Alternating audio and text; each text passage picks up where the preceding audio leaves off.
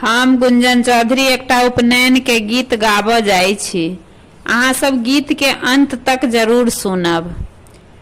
बाटे भारी चानन गड़ी ताहू नेओता पठाबी ताहू है। बाटे भारी चानन गड़ी ताहू नेओता पठाबी ताहू हे।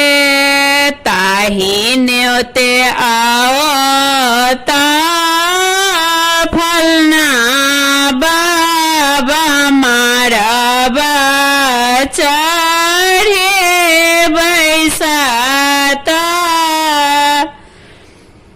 ताही न्योते आओ ता फलना बाबा मारबा चढ़े बैसाता है। ताही मरबा बैसालाने फलना बाबा जांघा जोड़ी आई हबा आमा है। ताही मरबा बैसालाने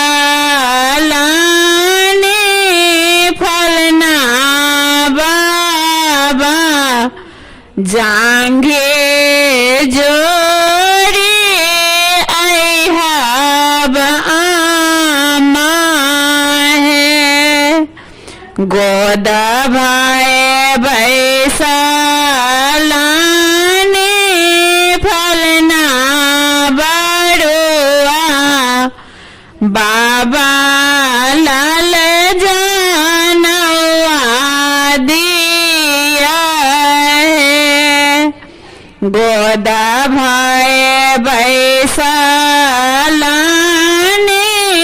फलना बड़ुआ बाबा लाल जानवा दिया है।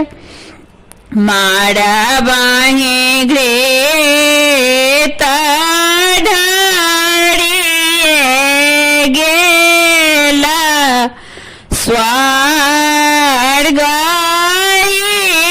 जोता भेला है।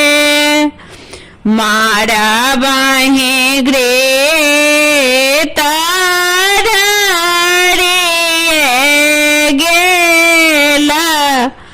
स्वर्ग जोता भेला है।